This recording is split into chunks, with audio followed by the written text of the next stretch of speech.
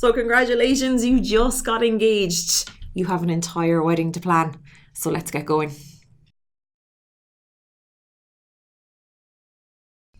So you just got engaged. The big question is now where to start. A lot of people find this so difficult. You've got a whole wedding to plan. What do you do first? Where do you begin? I'm going to give you loads of hints and tips today on the initial start of the wedding planning. So before we get into all of that, please do enjoy the fact that you just got engaged. You just said yes to someone. You're going to be getting married. The wedding day itself goes by so quickly.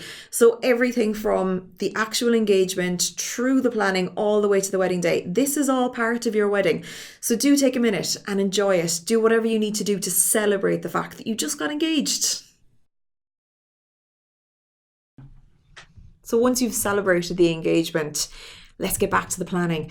We're going to touch on quite a few things today, but we could actually do an entire video on each point, and we probably will down the line. But for now, we're just going to get you going. We're just going to give you some hints and tips of the first few stages of the wedding planning. So the very first thing you're going to do is pick a date.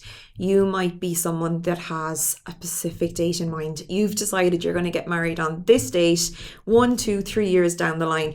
Or you could be the person who's really kind of flexible about things, but you have an idea of the type of season you'd like to get married in. So if you've picked a season, there might be a reason for it. You could be a spring, summer, autumn, or winter wedding.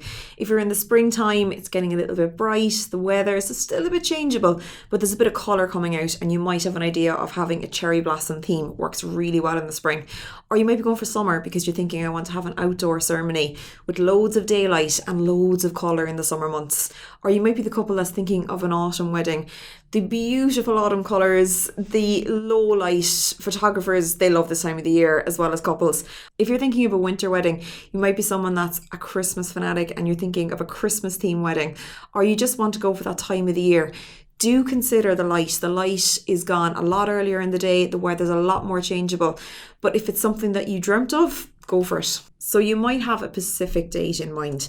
There's a lot of reasons for this, and we hear different stories as to why people pick dates all the time. It might be an anniversary. It might be the very first date you met. It might be the date you got engaged. One of my favourite stories was he was working outside a club trying to get some girls into the club.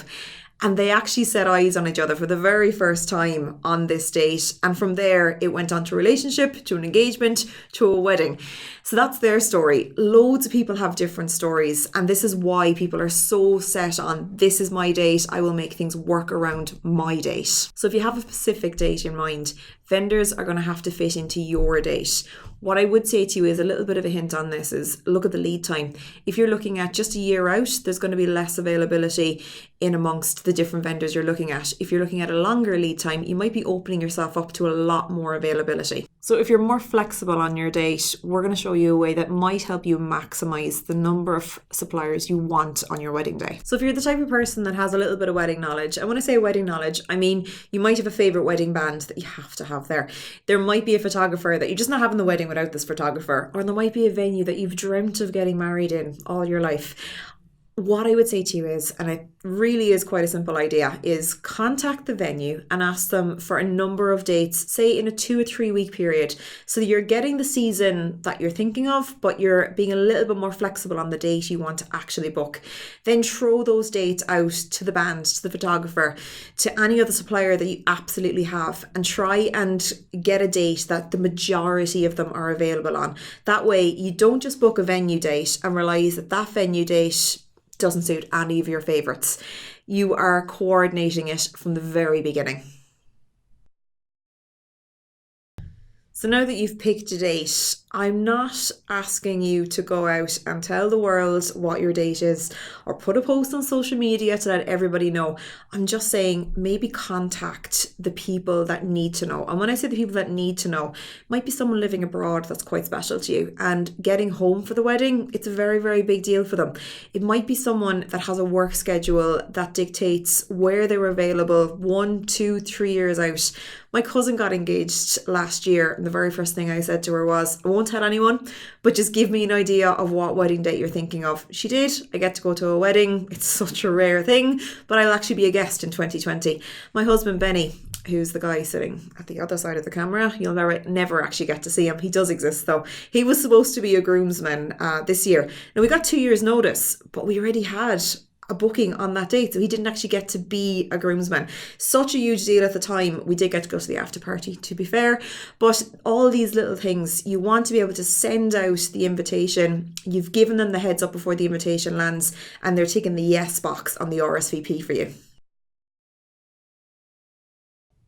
So one question we get asked all the time is, what makes a good wedding? And what we like to say is good food, good band or entertainment, whatever way you're doing it, and good people. When I say good people, you're thinking, what is she saying, good people? You've got your friends and family. You're probably not going to be able to change that at this point. But what you do have control over is the suppliers and the vendors that are around you on your wedding day. They will be there from the morning all the way through to the dance floor. You want to have people around you that complement your personality. You want to have someone there that's going to bring a positivity to the day and a good vibe. These are all things to really consider. Don't just look at the quality of their work. Also look at what they'll bring on the actual wedding day personality-wise. So that's what makes a great wedding. This brings me into what I like to call the big three, and I will talk about these in more detail in just a few moments.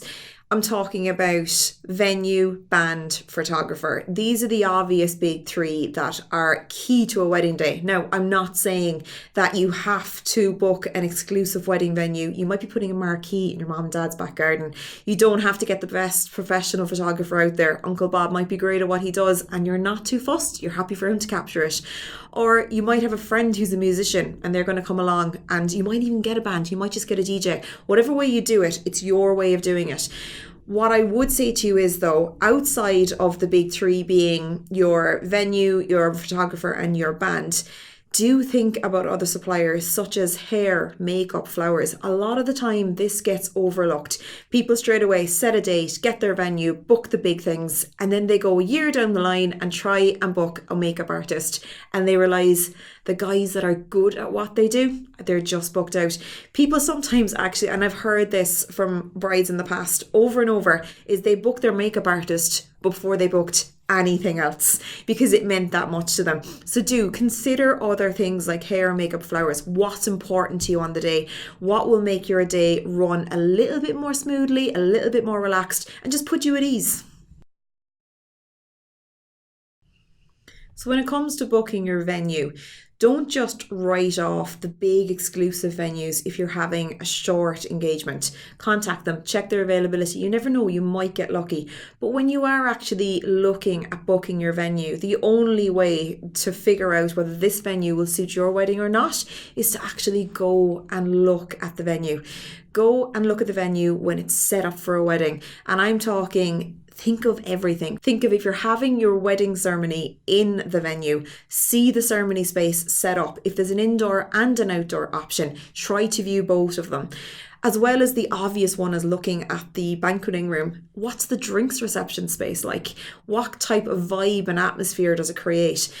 Ask to see all of these spaces set up. And while you're there, do sample the food. The food is such a key thing on your wedding day. It's obviously something that you as a couple are going to want to enjoy, but you also want to please all of your guests. So sample the food while you're there.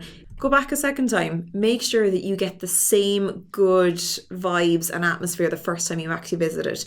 And don't forget the people. Actually meet with the staff who are going to be looking after you over the whole process of the engagement and the wedding day itself. So your band. The bad news is a good wedding band is going to be expensive. The good news is an expensive good wedding band is going to know how to entertain a wedding. A wedding is a unique situation. Everybody has been out and active for hours on end. You've just filled them with food in a nice warm atmosphere, and now you're asking them to get out on the dance floor for hours on end. It takes real professionals, professional wedding bands to actually be able to get people on the dance floor to start with, and then the hardest part to keep them there. When you're looking at wedding bands, a lot of them are going to have videos, try to represent themselves online, and a lot of the time this is very difficult for them to get across how good they are live. What I would say to you is, don't write someone off from a video you've seen online. Go and actually see them live. If it means standing at the back of a banqueting room and watching them perform to a wedding, watching how the wedding guests actually interact with them, that's the only way you're going to get a proper feel for a wedding band.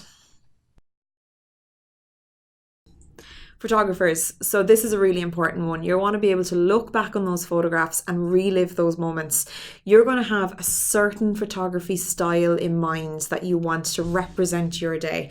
So you've got photographers across the globe who are going to capture the day in so many different ways. Everything from the real natural, candid look to the more magazine and posed look, and there's something for everybody. So do look at the style that they actually do capture the day in. And then I'm going to go back to talk about people again. The photographer on the day is probably the person who's going to spend the most time with you. So you need to find a photographer that, yes, the quality of their work is outstanding, but you also want someone that's going to complement your personality. You're going to get on with them. They're going to put you at ease, and they're going to make actually capturing the day a little bit of fun for you. And then there's a price point for everybody. There's photographers out there offering packages to suit everybody's budget. So get online, go on to social media, scroll through their images, get a feel for what's available to you. A style will stand out that you'll actually feel that this is the way I want my day represented. And that's a good starting point before you actually start contacting photographers.